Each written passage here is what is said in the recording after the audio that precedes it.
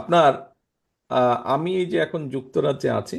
আমরা যখন বাজার সদাই করতে যাই, চাল ডাল কিনতে যাই, অধিকাংশ জায়গায় যেটা দেখি এখানে বাজার ঘাটে যেটা পাওয়া যায় সেটা হচ্ছে যে হয় পাকিস্তানি অথবা ইন্ডিয়ান চাল পাওয়া যায়, বাসমতি চাল পাওয়া যায় বিভিন্ন নামে, ব্র্যান্ড বিভিন্ন কোম্পানির বিভিন্ন নাম, বাট ইন্ডিয়ান বা বাসমতি পাকিস্তানি বাসমতি চাল পাওয়া যায়। কিছু কিছু দোকান আছে, বাংলাদেশি কিছু কিছু স্টোরস আছে যেখানে দিনাজপুরের কাঠারিভোগ বা ইয়ে চিনিগুড়া চাল পাওয়া যায়, বাট সেটা তুলনামূলক কম, মানে সংখ্যায় কম পাওয়া যায়, আসছে কিছু কিছু। এখন এটার দুটো কারণ আছে। একটি কারণ হচ্ছে যে প্রোডাকশন আমাদের সেই অনুযায়ী হয় না। আপনি যখন বিদেশে মার্কেটিং করবেন, প্রোডাকশনের পরিমাণটা বাড়াতে হবে। তো কাঠারি ভোগ বলেন, চিনিগুড়া বলেন, যেটাই আমাদের এই ফেমাস চালটা, এটার দেশেই এটার প্রোডাকশনটা কম। আমরা যদি প্রোডাকশনটা বাড়াতে পারি তাহলে এক্সপোর্টটাও করা সম্ভব। বেশি যারা এক্সপোর্ট করছেন তারাও উৎসাহ বোধ করবেন।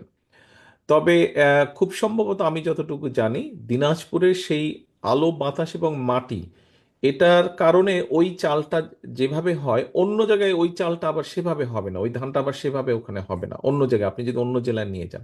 এটা একটা সমস্যা আছে। এখন দিনাজপুরের এরিয়া তো আমরা বাড়িয়ে ফেলতে পারবো না, ওই মাটিতে আমরা বাড়িয়ে ফেলতে পারবো না, এটা তো প্রকৃতির দেওয়া।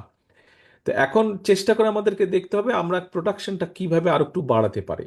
যতটুকু ম্যাক্সিমাম বাড়ানো যায় তাহলে আমার ধারণা এক্সপোর্ট করার জন্য সুবিধা হবে।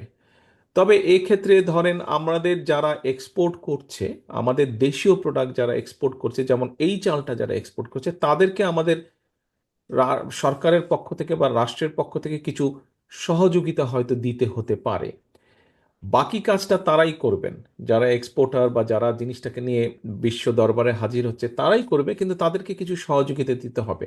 এটা শুধু চালের ক্ষেত্রে না, এটা অন্য অন্য আরো অনেক কিছু আছে। আহ, এটা কম্পিটিশন, বিদেশে তো কম্পিটিশন, আপনি ভালো জিনিসটা তুলনামূলক কম দামে দিতে হবে। কাজে কম্পিটিশনের মাঠে টিকে থাকতে হবে। শুধু চাল না, চালের পাশাপাশি আরো যে সকল প্রোডাক্ট আছে বাংলাদেশের নিজস্ব, যেগুলো উৎপাদন বা নিজস্ব সৃষ্টি, নিজস্ব তৈরি করে, এরকম অনেক কিছুকে আমাদেরকে কিছু কিছু সাপোর্ট দিতে হবে, সহযোগিতা দিতে হবে। যদি আমরা সেসব সহযোগিতা সরকার থেকে দিতে পারি, অবশ্যই আমি দৃঢ়ভাবে বিশ্বাস করি আমাদের যারা এন্টারপ্রেনার আছে, আমাদের যারা এই কাজে যারা রফতানি করছেন, তারা অনেক ভালো করতে সক্ষম হবেন।